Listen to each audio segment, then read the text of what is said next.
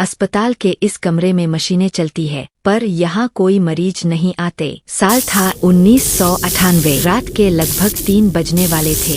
अस्पताल की तीसरी मंजिल पर ऐसा सन्नाटा था जो कानों में चुभने लगता है। अचानक रूम 313 के मॉनिटर की बीप बजने लगी, जबकि उस कमरे में कोई मरीज था ही नहीं।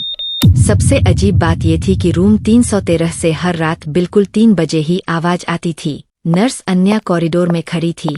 हाथ में एक फाइल थी जिसमें लिखा था रूम 313। ये वही कमरा था जिसे अस्पताल में लोग अवॉइड करते थे और जिसे 6 महीने पहले खाली घोषित कर दिया गया था। कारण कभी साफ साफ बताया नहीं गया, बस इतना कहा गया, टेम्परेरी क्लोजर। हर नाइट शिफ्ट में ठीक 3 बजे इसी कमरे से मशीनों की आवाज आती थी। कभी मॉनिटर की बीप, कभी ऑक्सीजन सिलेंडर की आवाज, जैसे कोई अंदर सांस ले रहा हो। अन्या की ये पहली सोलो नाइट शिफ्ट थी। सीनियर इस फ्लोर पर आने से डरते थे। आज पहली बार उसे खुद रूम 313 चेक करना था। रूल्स के हिसाब से कोई भी कमरा स्किप नहीं होता, चाहे वो आधिकारिक तौर पर बंद ही क्यों न हो। दरवाजा खुलते ही ठंडी हवा ने उसके शरीर को झटका दिया। ये नॉर्मल एसी वाली ठंडक नहीं थी, ये ठंडक सीधा रूह के अंदर घुस रही थी। कमरे में दवाइयों की गंध के साथ एक और अजीब सी पुरानी बदबू थी।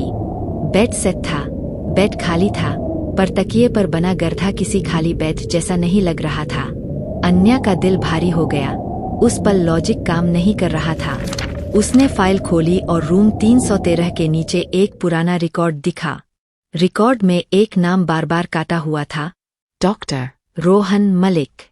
रोहन एक सीनियर डॉक्टर था। रोहन मलिक, जिसकी नाइट ड्यूटी 6 महीने पहले इसी कमरे के साथ लगी थी। उस रात एक क्रिटिकल मरीज यहाँ शिफ्ट होना था। रोहन मलिक, चेक रिकॉर्ड्स के मुताबिक वो अस्पताल पहुंचा ही नहीं। फिर भी रोहन पूरी रात रूम 313 के अंदर ही रहा। सुबह जब स्टाफ ने दरवाजा खोला, अस्पताल के कमरे का बेड खाली था और मशीनें चालू थीं।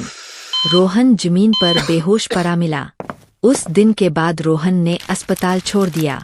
उसने सिर्फ एक लाइन लिखी थी, इस कमरे में मरीज नहीं आते, यही रह जाते हैं।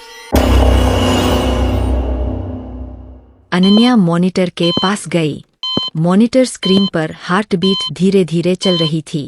हार्ट बीट साफ तौर पर जिंदा दिखा रही थी। कमरे का सन्नाटा और भारी हो गया। कमरा खाली था, फिर भी अन्या को लगा जैसे कोई उसे देख रहा हो। उसने दीवार पर लगे पुराने शीशे में अपनी परछाई देखी और तब उसकी सांस रुक गई। अन्या डर गई। शीशे में जो दिख रहा था वो सिर्फ रिफ्लेक्शन नहीं था। रिफ्लेक्शन के पीछे बेड पर किसी और की परछाई थी। उस परछाई का कोई चेहरा नहीं था, बस सांसें थीं। कोई आवाज नहीं थी, सिर्फ एक मौजूदगी थी। अन्या के हाथ से फाइल फिसलकर जमीन पर गिर गई।